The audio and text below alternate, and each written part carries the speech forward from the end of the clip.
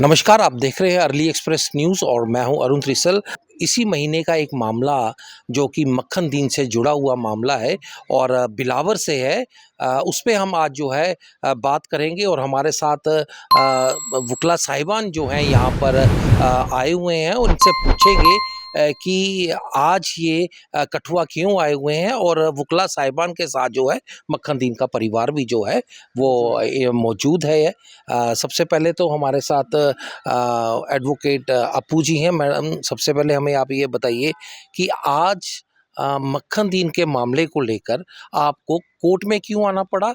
क्या कठुआ एसएसपी ने कोई कार्रवाई नहीं की इस पर? Thank you Arun ji. इस मसले को कवर करने के लिए बहुत कम मीडिया हाउसेस इस मसले को कवर कर रहे हैं। सबसे पहले मैं ये कहना चाहूँगी, देखिए, जब पीड़ित व्यक्ति को ये लगता है कि कानून की धज्जियाँ उड़ाई जा रही हैं, तो उस टाइम सहने की जो हमारी जो नियति है वो हम नहीं रखना चाहते। सहना किसी भी पीड़ित व्यक्ति की नियति में नहीं है। इसी के साथ देखिए, आपने हमसे पूछा कि हम आज कोर्ट क्यों आए। हम कोर्ट आए एक एफआईआर रजिस्टर कराने। देखिए अरुण जी, एडवोकेट शेख शकील अहमद जी, सीनियर काउंसिल, और सीनियर काउंसिल अनवर चौधरी साहब ने एक कंप्लेंट जो है एसएचओ बिलावर को भेजी करी। उसके बाद एक कंप्लेंट उन्होंने इमीडिएटली भेजी to SSP Kathua. SSP Kathua ने भी उस कंप्लेंट के ऊपर कुछ खास जो है उसको इम्पोर्टेंस दी नहीं और एफआईआर रजिस्टर नहीं करी। अब दूसरे जो हमारे मक्खन दीन की जो फैमिली के हैं वो है उनके पिताजी मुरीद साहब और उनकी विडो, उनकी वाइफ। उन्होंने भी एक कंप्लेंट एसएचओ बिलावर को लिखी। उसी के बाद उस जो कंप्लेंट एसएचओ बिलावर को गई, उस कंप्लेंट के ऊपर कोई भी कार्रवाई नहीं की गई। उसके बाद एसएसपी कठुआ को एक कंप्लेंट लिखी गई, उस पर भी कोई कार्रवाई नहीं हुई। देखिए, we are lawyers, we believe in the rule of law. जो भी कमजोरियां रही हैं वो हमने उजागर करनी है कानूनी तौर पर। प्रोविजन ये कहता है कि आपने कॉग्निजेबल ऑफेंस में immediate registration of an FIR करनी है। इस मसले में पुलिस ने कोई कार्रवाई की नहीं। कानून के तहत अब हम 175 सब सेक्शन 3 के तहत जो है हम गए कोर्ट में। आज कोर्ट के सामने अपना मसला हमने रखा कि जब एसएचओ ने मना कर दिया एफआईआर रजिस्टर करने के लिए, एसएसपी कठुआ ने एफआईआर रजिस्टर नहीं करी, तो उसके बाद अब हमने अपनी गुहार लगाई है बिफोर द ऑनरेबल कोर्ट। और अब हमारी यही उम्मीद है कि कोर्ट में जल्द से जल्द जो है इस पर कार्रवाई होगी। आज एक ऑर्डर भी है जो अमनदीप कौर जी, जो हमारी जज साहब हैं, उन्होंने इशू किया है। उस ऑर्डर के तहत जो है, I am reading out the exact order. ये सब जज स्पेशल मोबाइल मैजिस्ट्रेट हैं। सीजीएम के सामने कंप्लेंट्स लगी थी, सीजीएम कठुआ के सामने कंप्लेन लगी थी, मगर वो ट्रांसफ़र हो चुके हैं, इसलिए जो उनका जो दायरा है, अब जो उनका जो रिस्पॉन्सिबिलिटी है वो संभाल रहे हैं सब जज special mobile magistrate Kathua. Madam Amandeep Kaur ji का ये ऑर्डर है, I have the order before me. उसमें उन्होंने कहा है, considering the facts of the application and submissions made by the learned counsel for the applicants, I deem it appropriate to call action taken report from the concerned police station. SHO Bilavar is directed to file action taken report on the next date of hearing. The file is put up on 4th March. इसका मतलब ये हुआ कि उन्होंने अपने orders pass किए हैं जिसके तहत उन्हें डायरेक्शन दी हैं एसएचओ बिलावर को कि जल्द से जल्द आप जो है एक्शन टेकन रिपोर्ट जो है वो दें और प्रस्तुत करें जज साहब के सामने। The next date that has been kept is 4th of March 2025। Appu ji, हमें बताइए कि एक मजिस्ट्रियल इंक्वायरी भी जो है वो बिठाई गई थी, क्या आपको उस पर विश्वास नहीं है क्या? देखिए, कानून के दायरे में बहुत सारी चीज़ें कही गई डिप्टी कमिश्नर कठुआ के द्वारा, और कानून के दायरे में बहुत सारी चीज़ें कही गई एसएसपी कठुआ के द्वारा भी, मगर जो अमानवीय जो व्यवहार जो मक्खन दीन के साथ किया गया वो यही दर्शाता है कि अब हमें इनकी किसी भी इंक्वायरी पे विश्वास है नहीं। अगर देखिए, जो भी इन्होंने मैजिस्ट्रियल इंक्वायरी करी है उसकी ऑटोमेटिकली जो भी रिपोर्ट होगी वो पता चल जाएगी लोगों को कि क्या उसकी फाइंडिंग है। दूसरी जो डिपार्टमेंटल इंक्वायरी है जो डीआईजी साहब की देखरेख में होगी उसके बारे में पता चल जाएगा। मगर शुरू से ही हमारे जो सीनियर काउंसिल अनवर चौधरी और एडवोकेट शेख शकील साहब हैं वो एक ही गुहार लगा रहे हैं that we want a fair investigation, impartial investigation, and we somehow do not believe, हमें विश्वास नहीं है इनकी मैजिस्ट्रियल इंक्वायरी पे और डिपार्टमेंटल इंक्वायरी पे। कानून की अवहेलना की गई, आई, इसीलिए आज हमें कोर्ट आना पड़ा और हमें इनकी अब किसी भी इंक्वायरी पे जो है ज़्यादा विश्वास है नहीं। किस तरह की इंक्वायरी और किस तरह की इन्वेस्टिगेशन चाहते हैं आप? देखिए, जो समस्त कहानी डिस्ट्रिक्ट एडमिनिस्ट्रेशन कठुआ ने चलाई, जो समस्त कहानी एसएसपी कठुआ ने चलाई, उनका एक बड़ा ही लूडिक्रस सा आर्ग्यूमेंट था, जो रिबटल दिया उन्होंने कि हर चीज़ जो है बिलावर में बिल्कुल फूल प्रूफ तरीके से की गई, बड़े आराम से चल रही है, कोई इंटरनेट कनेक्टिविटी जो है वो भी प्रॉपर चल रही है। उन्होंने ये भी कहा कि जो फॉर्मर चीफ मिनिस्टर का जो ट्वीट था वो गलत था, एवरीथिंग इज़ अंडर कंट्रोल इन बिलावर। हमें उनकी इस रची हुई कहानी पे जो है विश्वास नहीं है। हमारी एक ही गुहार थी शुरू से ही प्रशासन से भी और पुलिस से भी कि मक्खन दीन के साथ जो कस्टोडियल वायलेंस हुआ उसके ऊपर जल्द से जल्द जो है कार्रवाई होनी चाहिए। क्या मक्खन दिन को टॉर्चर किया गया था? देखिए, मक्खन दीन के साथ कस्टोडियल वायलेंस हुआ। आज भी हमने कोर्ट में जो है दो बड़ी इम्पॉर्टेंट सुप्रीम कोर्ट की जजमेंट्स जो है प्रस्तुत करी। एक हमने प्रस्तुत करी ललिता कुमारी की जजमेंट, जो एक कॉन्स्टिट्यूशनल बेंच की जजमेंट है, जो कहती है कि जब भी आपका कॉग्निजेबल ऑफेंस हो, immediate registration of an FIR होनी चाहिए। ये मक्खन दीन के केस में नहीं हुआ। मक्खन दीन ने अपनी एक वीडियो जो वायरल हुई वो एक डाइंग डिक्लेरेशन है अरुण जी, और जब एक आदमी मरने से पहले कुरान को अपने सर पे रख के कहता है कि जो भी उससे कन्फेशन कराया गया वो ज़बरदस्ती कराया गया, जबरन कराया गया, तो immediate registration of an FIR तो मुझे लगता है उस डाइंग डिक्लेरेशन पे भी बन जाती है, मगर ये कार्रवाई उन्होंने नहीं करी। और मुझे लगता है कि अब हमारा फेथ है कानून पे, we believe in the rule of law. हमारा फेथ है दैट हिंदुस्तान के कॉन्स्टिट्यूशन पे कि जल्द से जल्द जो कंप्लेंट्स जो अब जो गई हैं सीजीएम कोर्ट में, जो कंप्लेंट अनवर चौधरी साहब और शेख शकील अहमद लेके गए हैं, जो कंप्लेंट जो है मक्खन दीन की फैमिली आगे लेके गई है, हमें विश्वास है कि कोर्ट से हमें न्याय ज़रूर मिलेगा। टॉर्चर की बात कर रहा हूँ, क्या सबूत है आपके पास कि इनको टॉर्चर किया गया? देखिए, सारे सबूत जो हैं कोर्ट के सामने आज प्रस्तुत किए गए हैं। मक्खन दीन की जो बॉडी है उसके साथ जिस तरह का इनजस्टिस किया गया है, the way they have brutally treated that man, वो मुझे लगता है निंदनीय एक छोटा शब्द होगा। We ended up losing a 26 year old young man. तो किस ढंग से उसको प्रताड़ित किया गया, उसके सारे सबूत जो हैं कोर्ट के सामने पेश किए गए हैं, और उसकी जिस तरह का कस्टोडियल वायलेंस उसके साथ हुआ वो इससे भी साबित हो जाता है कि उसने मरने से पहले जो वीडियो बनाई उसमें ओपनली कहा कि उसके ऊपर जो भी कोई किसी तरह से दबाव बन रहा था जिसके तहत उसको कन्फेस करना पड़ा, और जिस तरह से उसके साथ मारपीट की गई पुलिस स्टेशन में, वो उस दुख को ले नहीं पाया। अल्टीमेटली जो है मक्खन दीन के साथ जो कस्टोडियल वायलेंस जिन भी पुलिस वालों ने किया, अब उसके रैमिफिकेशंस, उसका परिणाम जो है उनको भोगना पड़ेगा। अरुण जी, अंत में दो शब्द कहना चाहूँगी कि देखिए, संवेदनहीनता की पराकाष्ठा हो गई है इस मसले में। आपने संवेदना नहीं रखी मक्खन दीन के साथ पहले, और उसके मक्खन दीन की मृत्यु के बाद आपने उसके परिवार के साथ संवेदना नहीं रखी। अब जो भी करेगा कानून के दायरे में रहकर होगा और कोर्ट्स करेंगी। क्या मक्खन दीन के टेररिस्ट कनेक्शंस थे? देखिए, मक्खन दीन के टेररिस्ट कनेक्शंस थे या नहीं, that has to be decided as per the investigation, वो कोर्ट डिसाइड करेगी। मगर हमारे एक ही आप जैसे सुन सकते हैं, उनकी फैमिली ने पीछे से एकदम से बोला कि मक्खन दीन के कनेक्शन नहीं थे। क्योंकि ये सवाल आपने मुझसे पूछा तो मैं एक वकील के तौर पे इसका जवाब दूंगी कि this is subject to investigation. Makhan Din terrorist था, नहीं था, उसके टेररिस्ट कनेक्शंस थे, नहीं थे, वो डिसाइड होगा इन्वेस्टिगेशन के तौर पे। मगर ये बात तो सच है कि मक्खन दीन के साथ कस्टोडियल वायलेंस किया गया है। सुप्रीम कोर्ट की जजमेंट डीके बासु की धज्जियां उड़ाई हैं पुलिस ने, और इसका जो रैमिफिकेशंस हैं अब एसएसपी कठुआ और एसएचओ बिलावर को भोगना पड़ेगा। तो हमारे साथ आपने बात सुनी, ये थी एडवोकेट अपू सिंह, हमारे साथ हाई कोर्ट के शेख शकील जी हमारे साथ जुड़े हुए हैं। इनसे भी बात करते हैं कि आज आपने केस जो है फाइल कर दिया है कठुआ में, किस तरह से आगे प्रतिक्रिया रहेगी? अरुण जी, आज हम लोग कठुआ आए थे, मेरे साथ मेरे सीनियर कुलीग मोहम्मद अनवर चौधरी साहब भी। हमारा कठुआ आने का एक ही मकसद था। सबसे पहले मैं आपको ये बता दूं कि परिवार से पहले मैंने और अनवर साहब ने 11 फरवरी को एसएचओ बिलावर को एक कंप्लेंट भेजी थी कि आप इस मामले में एफआईआर रजिस्टर कीजिए, लेकिन कोई एफआईआर रजिस्टर नहीं की गई। फिर उसके बाद मैंने और अनवर साहब ने एसएसपी कठुआ को भी एक कंप्लेंट भेजी, जिसमें हमने उनसे रिक्वेस्ट की, क्योंकि एसएचओ बिलावर जो हैं उन्होंने पर्चा नहीं लगाया, तो आप हदायत जारी करें ताकि इसमें एफआईआर हो। बड़े अफसोस से कहना पड़ेगा, ना एसएचओ ने कोई इंसाफ दिया, ना ही एसएसपी साहब ने कोई इंसाफ किया। अब इसके बाद हमारे पास एक ही चारा बचता था कि हम कानून का दरवाज़ा खटखटाएं।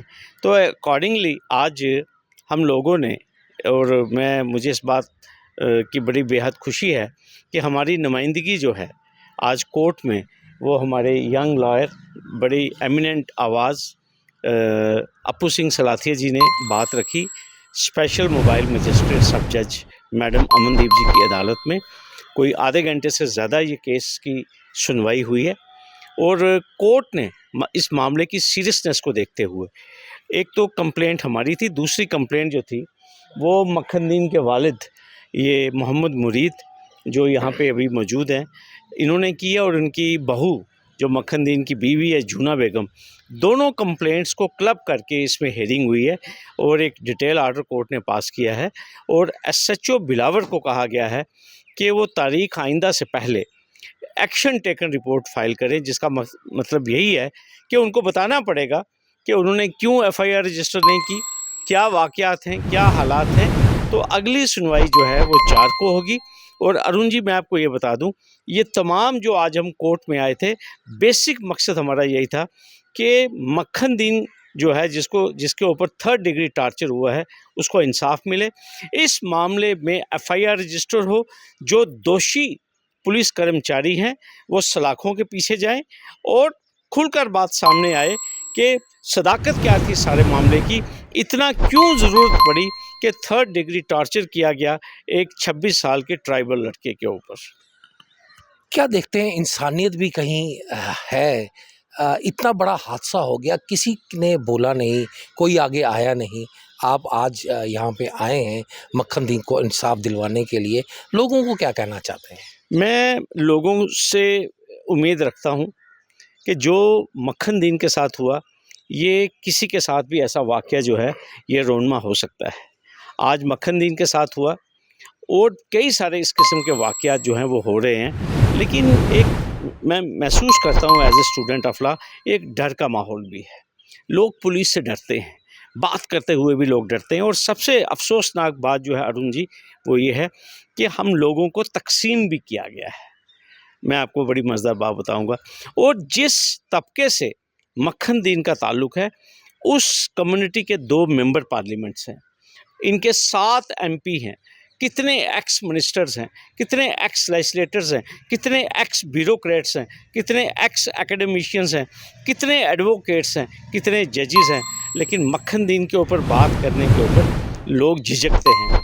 मैं जो महसूस करता हूँ कि लोग सिस्टम को नाराज़ नहीं करना चाहते, हुकूमत को नाराज़ नहीं करना चाहते, सिस्टम का फ़ायदा उठाना चाहते हैं। इसलिए कोई मक्खनदीन, क्योंकि सबसे बड़ी बात जो डिसक्वालिफिकेशन मक्खनदीन की है, वो एक गरीब बाप का बेटा था, वो मज़दूर था, वो हिमाचल प्रदेश में लकड़ी की मज़दूरी करता था। हाँ, अगर वो किसी ब्यूरोक्रेट का बेटा होता, किसी पॉलिटिशियन का बेटा होता, आप देखते सड़कें बंद होती, कैंडल लाइट मार्च उसके लिए होते, लेकिन क्योंकि वो बेचारा एक गुजर का बेटा है, और वो गुजर जहाँ 3 घंटे मेन रोड से या 4 घंटे वहाँ पहुँचने में लगते हैं, हम तो पहुँच भी नहीं पाए इनके घर, इनके आंसू पोंछने के लिए। लेकिन यही सबसे बड़ी बात है। आपने मुझे क्वेश्चन पूछा था कि लोग मक्खनदीन के ऊपर बात क्यों नहीं कर रहे। अरुण जी, मैं आपका बहुत मशकूर हूँ। इवन जम्मू में बहुत कम पोर्टल्स हैं, बहुत कम सहाफ़ी हैं जो मक्खनदीन के ऊपर बात कर रहे हैं।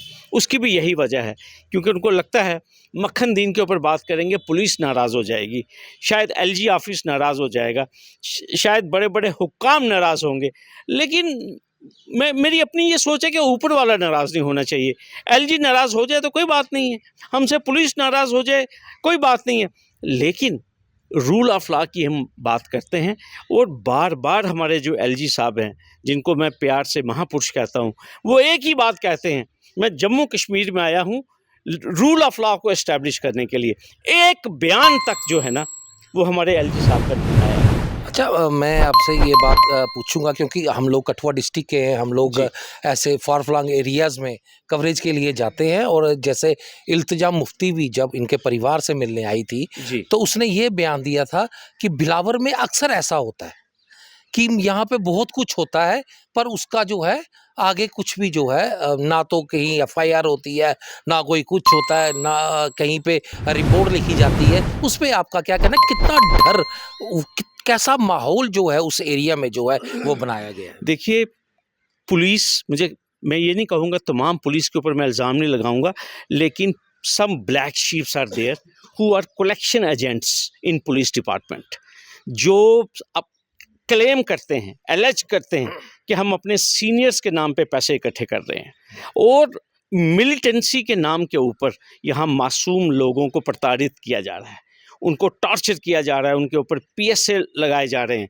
और मैं आपको बड़ी मज़ेदार बात बताऊंगा, इस केस की आप इन्वेस्टिगेशन होने दीजिए, चीज़ें खुलकर सामने आएंगी कि कितने मासूम लोग जो हैं बिलावर के इस टाइम अनलॉफुल कस्टडी में हैं, बिना एफआईआर्स के। और मैं आपको बताऊं, इसके ऊपर हम काम कर भी रहे हैं। हम देखिए, हम सभी ने रोब्स में हैं। अनवर साहब एक महनाज वकील है। हम, और अभी अप्पू जी ने आपके सामने कहा कि कोशिश करते हैं कि रिस्पॉन्सिबिलिटी के साथ बात की जाए, लेकिन मैं एक बड़े वसूख से कहूँगा, इस वक्त सबसे ज़्यादा नालायक अगर कोई एडमिनिस्ट्रेशन किसी डिस्ट्रिक्ट की है, वो ज़िला कठुए की है। आप देखिए, दिन रात यहाँ माइनिंग चल रही है, छलनी हो रहा है यहाँ पे उज और साथ में रावी, लेकिन कोई ध्यान नहीं है एसएसपी कठुआ का।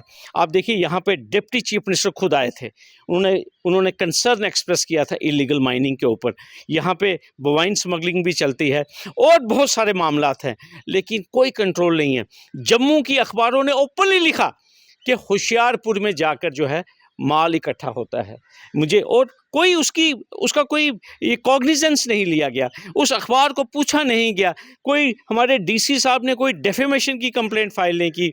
तो जब इस किस्म के हालात हैं, और एक और चीज़ मैं आपको अरुण जी एक चीज़ बताऊंगा, सबसे पहले जो कठुआ है ये gateway to Jammu and Kashmir, सबसे अपराइट और ईमानदार ब्यूरोक्रेसी जो है इस ज़िले में होनी चाहिए।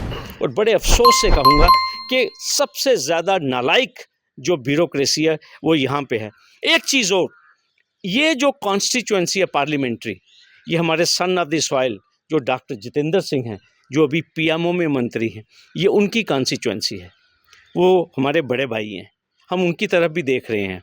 जिस तरह हमारे एमपी गुलाम अली खटाना खामोश हैं मक्खनदीन के मसले में, इस तरह डॉक्टर जितेंद्र सिंह जो हैं वो बिल्कुल खामोश हैं, ये उनकी कॉन्स्टिट्यूएंसी है।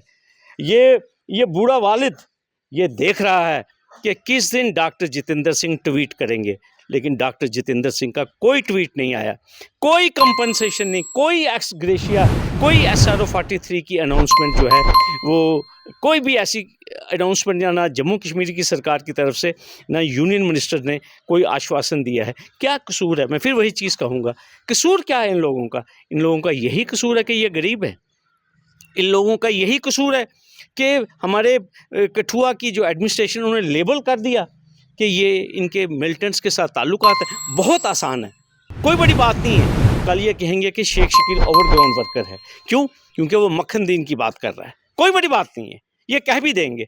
लेकिन सबसे बड़ी बात है, इंसानियत कहाँ है, ह्यूमैनिटी कहाँ है, कानून कहाँ है? आप देखिए, कॉग्निजेबल ऑफेंस हुआ है, एक डाइंग डिक्लेरेशन, एक 26 साल का आदमी ऑन कैमरा बोल रहा है, लेकिन उसका कोई कॉग्निजेंस, उसका कोई संज्ञान जो है वो कठुआ पुलिस नहीं लेती।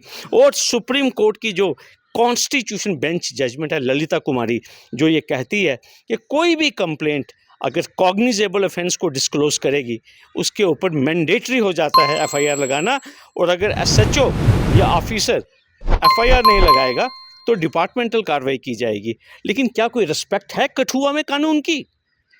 किसका कानून चल रहा है यहाँ पे, आप मुझे बताइए। बात आप कानून की कर रहे हैं, मैं बताता हूँ, ऐसे कई मामले आप देख रहे हैं।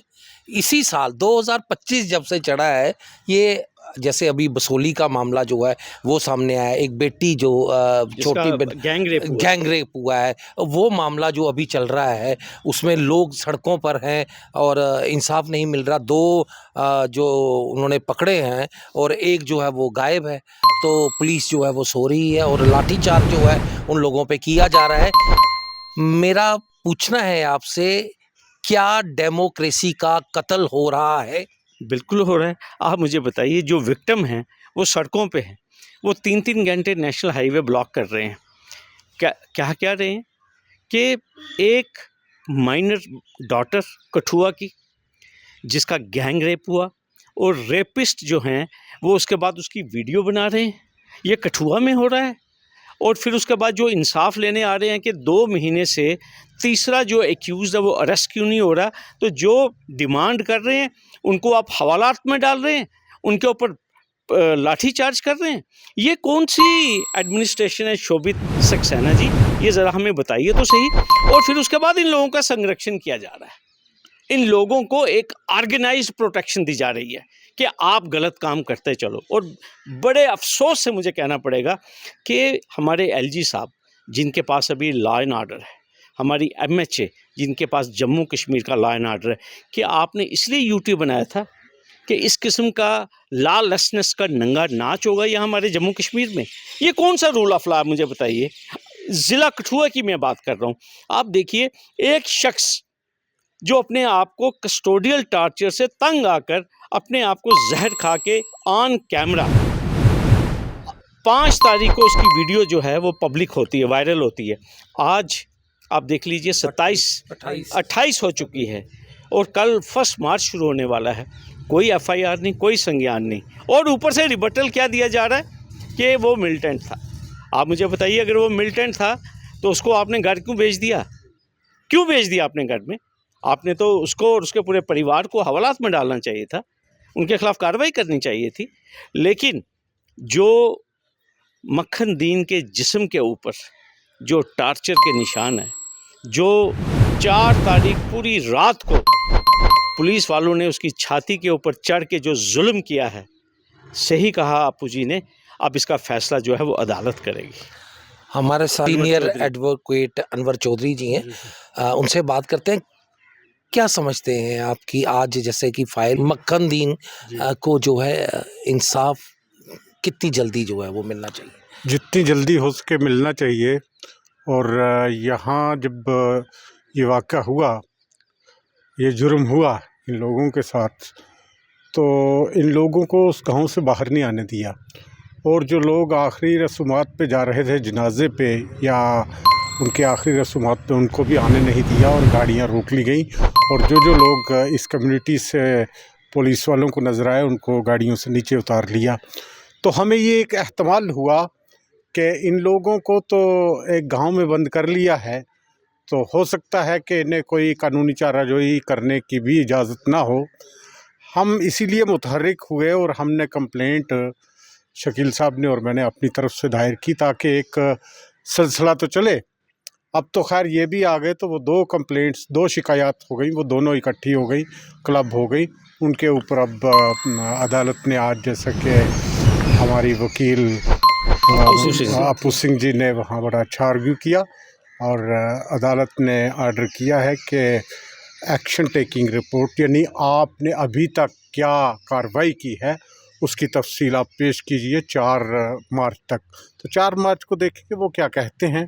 लेकिन मुझे जो लगता है, जैसे हालात से उनसे कोई जवाजियत उनसे बन नहीं पाएगी, क्योंकि उन्होंने कबल वक्त ही ये कह दिया, जो ही उसकी मौत हुई तो मक्खन दीन की, तो रिबटल आ गया सरकार की तरफ से, कि पुलिस की तरफ से, कि साहब वो तो मिलिटेंट था, उसके कनेक्शन थे।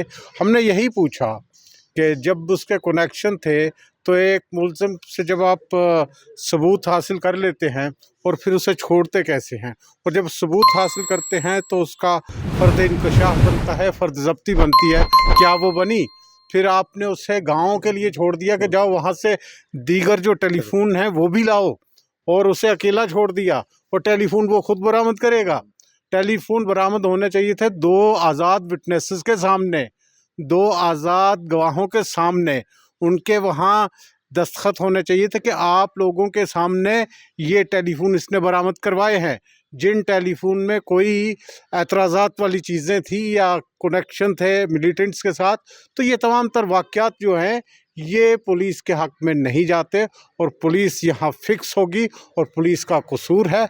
आगे हमारे वकील साहब देखेंगे, अदालत देखेगी, कानून अपना रास्ता खुद देखे।